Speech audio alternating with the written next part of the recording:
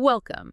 Today we're diving straight into a huge shift happening on YouTube, something really shaking up the creator world. We're talking about this big crackdown on what YouTube's calling mass-produced and repetitive videos. Yeah, and this isn't just a minor tweak. It feels more like a major policy shift.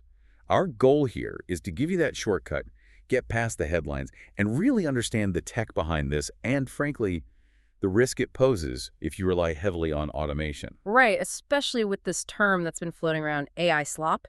Yes. TechCrunch called it that. Right. Content that's, cheap, fast, but doesn't add much real value. Exactly. It's hitting creators who use automation or maybe repurpose content very quickly. Okay, so let's get specific. What's the official action here? YouTube's updated its policies, right? Monetization and spam. That's correct. They've tightened things up considerably. They're specifically targeting what they term synthetic repetition. Synthetic repetition. And how are they spotting this? What are the detection systems looking for? Well, they've got stricter systems now. They're focusing on a few key things. One is repetitive uploads, basically the same core video pushed out again and again with tiny changes. Okay. Second, automated voiceovers.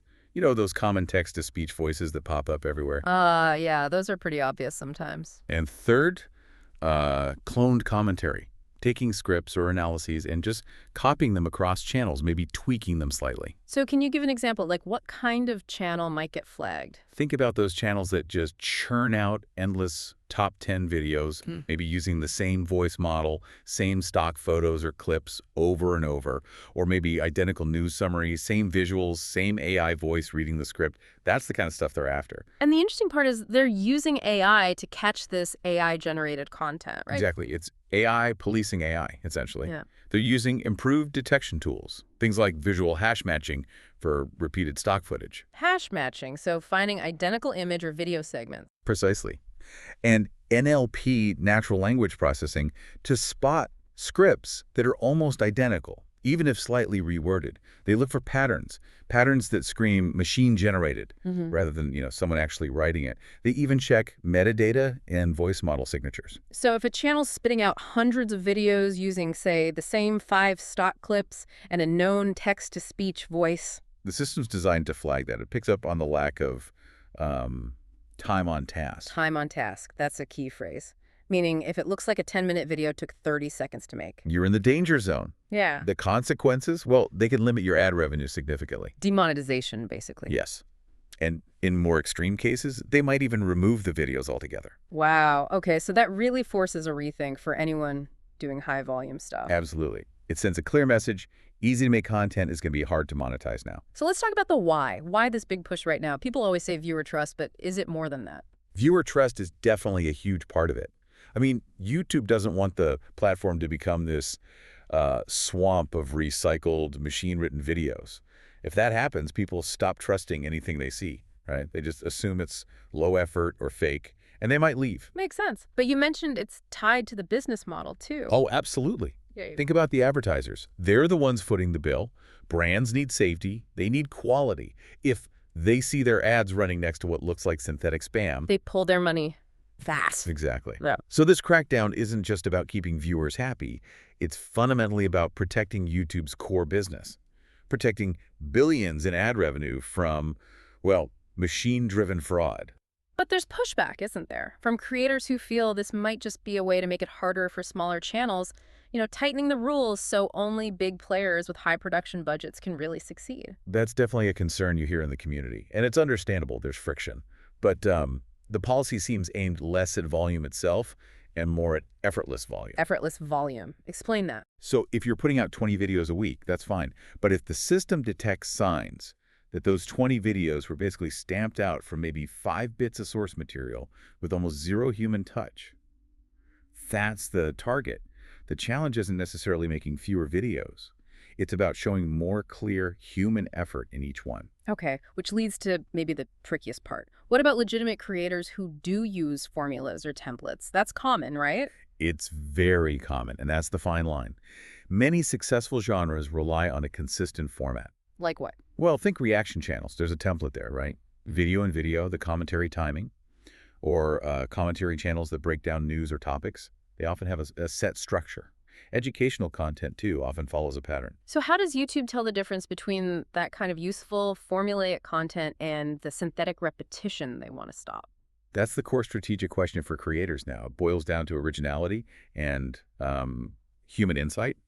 Let's take finance content.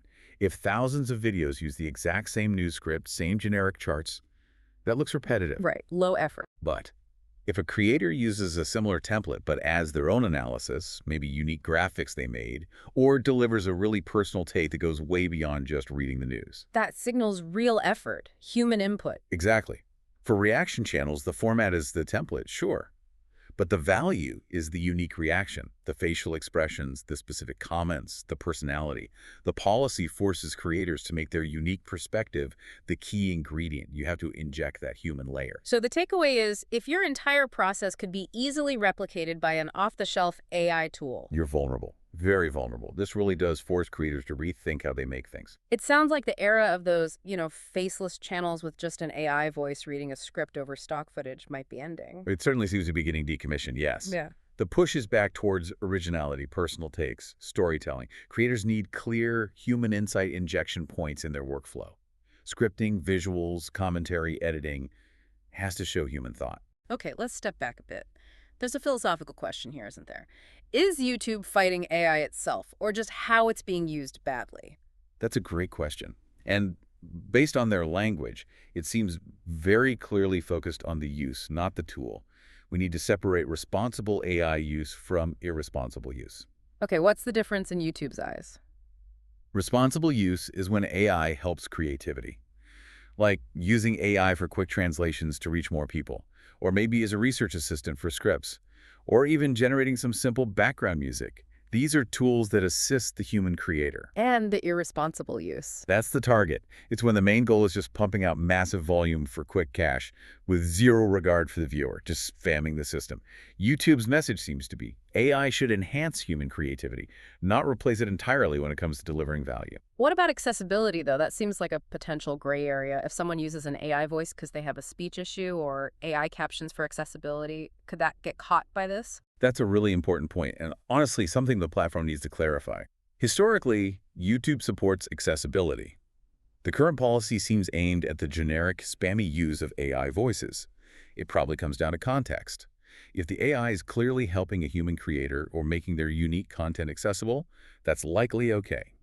The danger is when the AI voice is the entire personality, the whole channel's identity, used purely for scale. Right. Context and intent matter.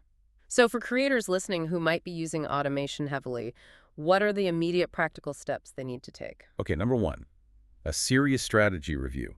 Focus hard on adding unique, non-replicable human elements, and forget just showing your face. It's deeper. First, source originality.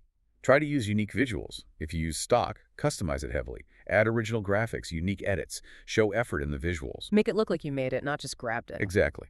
Second, human insight injection points. Yeah. Your script needs your analysis, your opinions, something unique that AI can't just scrape together. Make your perspective irreplaceable. So, unique thoughts, unique visuals. What else? Third, transparent labeling. Keep a very close eye on YouTube's policy center. It feels likely they'll roll out tools requiring creators to label AI-assisted content.